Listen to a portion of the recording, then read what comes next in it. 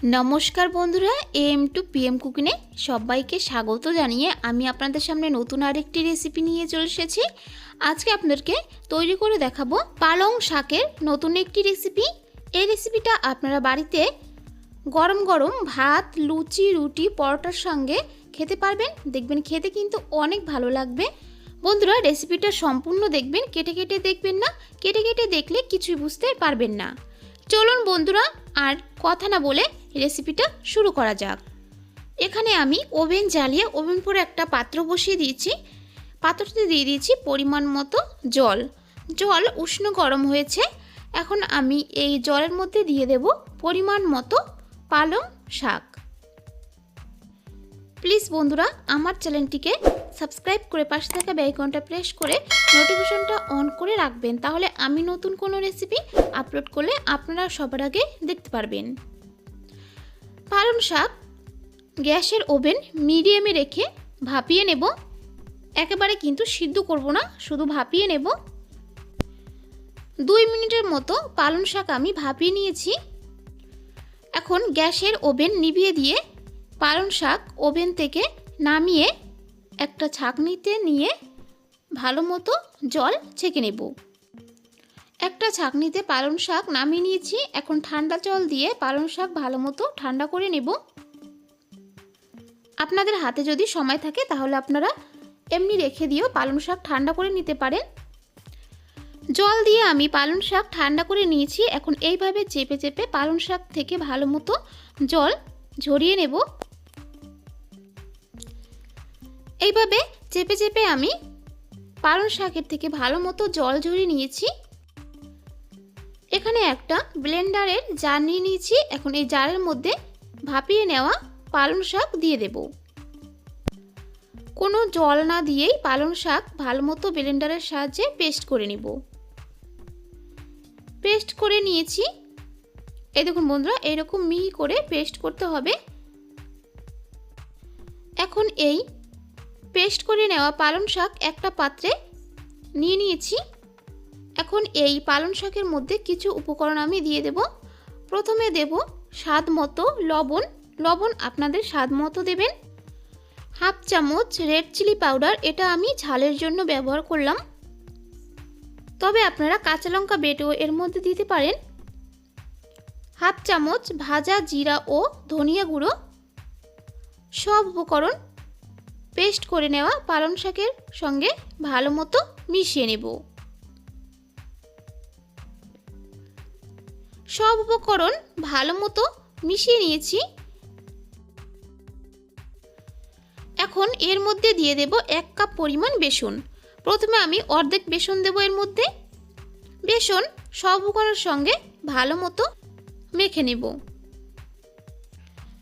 বন্ধুরা, এখানে আমার যতটুকু পালং শাক ছিল সেই পরিমাণ মতো 1 কাপ পরিমাণ বেসন দিয়ে কিন্তু পালং শাকটা মেখে নেওয়া হয়ে যাবে। আপনারা যদি পালং শাকের পরিমাণটা বেশি ব্যবহার করেন তাহলে বেশি পরিমাণ বেসন লাগবে। সব উপকরণ ভালো মতো মেখে নিয়েছি। এই দেখুন বন্ধুরা, এরকম মেখে নিতে হবে। যেরকম রুটি বানানোর জন্য আটা মেখে নেওয়া হয় তার থেকে একটু নরম করে মেখে নিতে হবে। এখন আমি হাত ধুয়ে এখান থেকে সামান্য পরিমাণ পালং শাকের মিশ্রণ নিয়ে প্রথমে হাত দিয়ে ভালো মতো এইভাবে গোল করে নেব। ভালো মতো গোল করে নিয়েছি। আর এখানে আমি নিয়ে নিয়েছি একটা চাকি। চাকির উপরে দিয়ে ভালো মতো গোল করে দিয়ে সামান্য পরিমাণ ময়দা ছিটিয়ে আমি বেলনার সাহায্যে বেলে নেব। বন্ধুরা, যেমন রুটি বানানোর জন্য আটা বেলে নেওয়া হয় তার থেকে একটু মোটা কিন্তু বেলতে হবে। একেবারে কিন্তু বেশি পাতলা বেলা যাবে না। বেলে নিয়েছি। এই দেখুন বন্ধুরা, এরকম বেলতে হবে।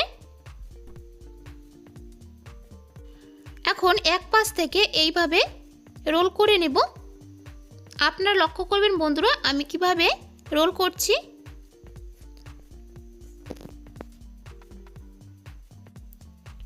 বন্ধুরা, নতুন কোনো রেসিপি যদি জানতে চান অবশ্যই আমার চ্যানেলে কমেন্ট করে বলবেন, আমি রেসিপিটা অবশ্যই দেব। রোল করে নিলাম। এখন এই ধারে সামান্য পরিমাণ জল দিয়ে ভালো মতো এই ধারটা লাগিয়ে নিতে হবে।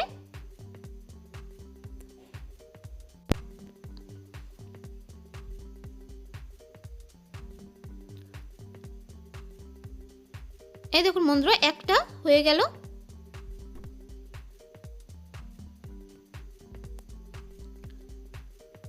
এইভাবে আমি আরেকটা তৈরি করে দেখাচ্ছি। প্রথমে ভালো মতো লেচিটা গোল করে নিলাম, তার উপরে সামান্য পরিমাণ ময়দা দিয়ে আমি রুটির মতো বেলে নেব। বেলে নিয়েছি, এখন রোল করে নেব এক ধার থেকে।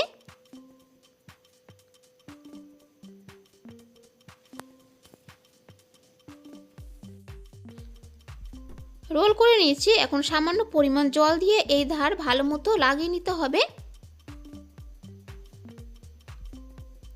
এই দেখুন বন্ধুরা, আরেকটা রেডি হয়ে গেল। এইভাবে একে একে সবটুকু পালং শাকের মিশ্রণ আমি একইভাবে রেডি করে নেব।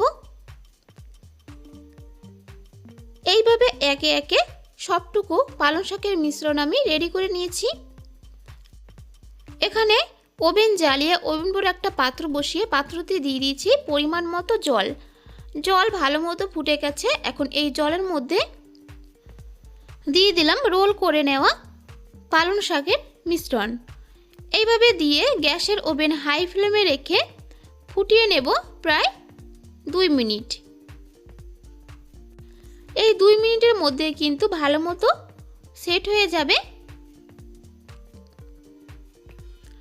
2 মিনিট এইভাবে ফুটিয়ে নিয়েছি, এগুলো ভালো মতো সেট হয়ে গেছে। এখন গ্যাসের ওভেন নিভিয়ে দিয়ে এগুলো একটা পাত্রে নামিয়ে নেব।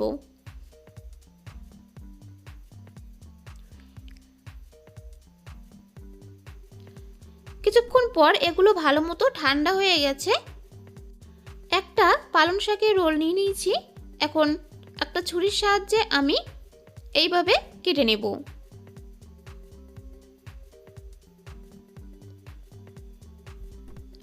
আমি এইরকম ছোট ছোট শেপ করে কাটছি, আপনারা ছোট কিংবা বড় শেপ করেও কেটে নিতে পারেন।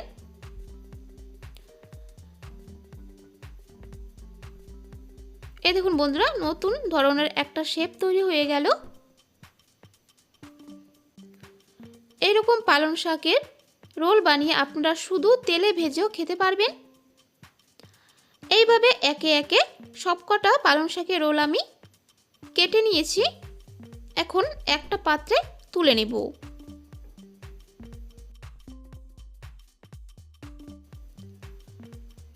একটা পাত্রে তুলে নিয়েছি। এখানে আমি ওভেন জ্বালিয়ে ওভেন পরে একটা কড়াই বসিয়ে দিয়েছি। কড়াই গরম হয়ে গেছে, কড়াইতে দিয়ে দেব পরিমাণ মতো সরষের তেল। এই রেসিপিটা সরষের তেল দিয়েই রান্না করলে বেশি ভালো লাগে, তবে আপনারা যদি সাদা তেল দিয়ে এই রেসিপিটা করতে চান তাহলে কোনো অসুবিধা হবে না। তেল ভালো মতো গরম হয়ে গেছে, তেলের মধ্যে দিয়ে দিলাম সামান্য পরিমাণ দারচিনি, একটা লবঙ্গ, একটা এলাচ, সামান্য পরিমাণ জয়িত্রী, দুটো গোলমরিচ, সামান্য পরিমাণ গোটা জিরা দিয়ে সব উপকরণ ভালো মতো ভেজে নেব। সব উপকরণ ভেজে নিয়েছি, সুন্দর একটা গন্ধ বেরিয়ে এসেছে। এখন এর মধ্যে দিয়ে দেব দুটো মাঝারি সাইজের পেঁয়াজ কুচি। পেঁয়াজ কুচি সব উপকরণের সঙ্গে ভালো মতো মিশিয়ে নিয়ে হালকা ভেজে নেব। পেঁয়াজ হালকা ভেজে নিয়েছি, এখন এর মধ্যে দিয়ে দেব সামান্য পরিমাণ রসুন বাটা।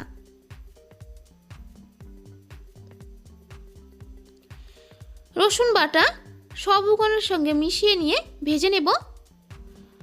রসুন বাটা সব উপকরণের সঙ্গে মিশিয়ে নিয়ে ভেজে নিয়েছি, রসুনের কাঁচা গন্ধ চলে গেছে। এখন এর মধ্যে দিয়ে দেব একটা বড় সাইজের পেস্ট করে নেওয়া টমেটো। একটা বড় সাইজের টমেটো ব্লেন্ডারের সাহায্যে ভালো মতো পেস্ট করে নিয়েছি, সেই পেস্ট করে নেওয়া টমেটো দিয়ে দিলাম এর মধ্যে। পেস্ট করে নেওয়া টমেটো সব উপকরণের সঙ্গে মিশিয়ে নিয়ে এখন এর মধ্যে দিয়ে দেব স্বাদ মতো লবণ, হাফ চামচের থেকে একটু কম হলুদ গুঁড়ো, হাফ চামচের থেকেও কম কাশ্মীরি রেড চিলি পাউডার, এটা আমি রঙের জন্য ব্যবহার করলাম।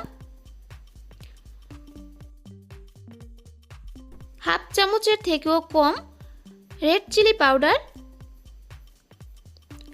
ভাজা জিরা ও ধনিয়া গুঁড়ো, আপনারা চাইলে কিন্তু এখানে কাঁচা জিরা ও ধনিয়া গুঁড়ো ব্যবহার করতে পারেন।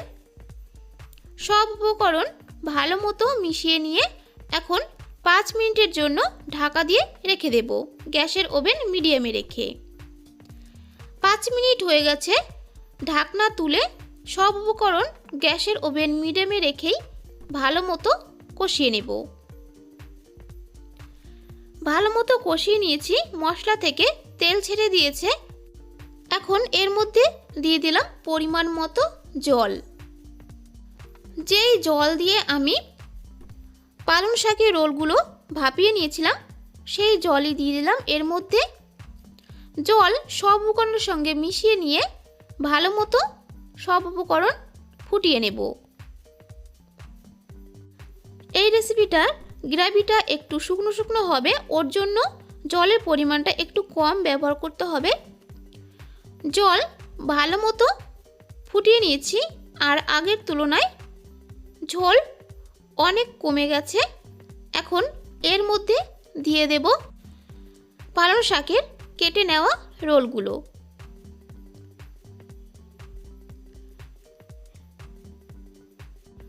বন্ধুরা, বাড়িতে যদি কোনো নতুন অতিথি আসে তাদেরকে এরকম রেসিপি বানিয়ে দেবেন, দেখবেন ওরা বুঝতেই পারবে না যে এটা পালং শাক দিয়ে তৈরি।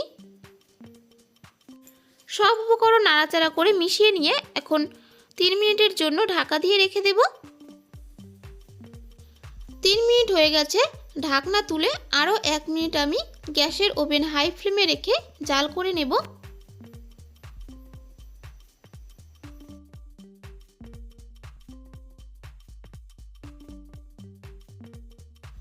গ্যাসের ওভেন হাই ফ্লেমে রেখে আরও 1 মিনিট জাল করে নিয়েছি। রেসিপিটা প্রায় আমার হয়ে এসে এখন এর মধ্যে দিয়ে দিলাম পরিমাণ মতো গরম মশলা গুঁড়ো, ধনিয়া পাতা কুচি, আর গরম মশলা গুঁড়ো সব উপকরণের সঙ্গে মিশিয়ে নিয়ে আরও 1 মিনিট জাল করে নেব। গরম মশলা গুঁড়ো আর ধনিয়া পাতা কুচি সব উপকরণের সঙ্গে মিশিয়ে নিয়ে 1 মিনিট জাল করে নিয়েছি। এখন এর মধ্যে দিয়ে দেব সামান্য পরিমাণ বাটার, তবে এটা সম্পূর্ণ অপশনাল, আপনাদের হাতের কাছে যদি থাকে তাহলে দেবেন, আর যদি না থাকে তাহলে নাও দিতে পারেন। বাটার সব উপকরণের সঙ্গে মিশিয়ে নিয়ে এখন গ্যাসের ওভেন নিভিয়ে দেব। গ্যাসের ওভেন নিভিয়ে দিয়েছি। পালং শাকের রেসিপি একদম তৈরি হয়ে গেছে। বন্ধুরা, রেসিপিটা কেমন লাগলো অবশ্যই আমার চ্যানেলে কমেন্ট করে বলবেন, আর লাইক শেয়ার করতে একদম ভুলবেন না। বন্ধুদেরকে সম্পূর্ণ রেসিপিটা দেখার জন্য অনেক অনেক ধন্যবাদ। আজ তাহলে এই পর্যন্তই, আবারও কোনো নতুন রেসিপি নিয়ে আপনাদের সামনে চলে আসব। আপনারা ভালো থাকবেন, সুস্থ থাকবেন।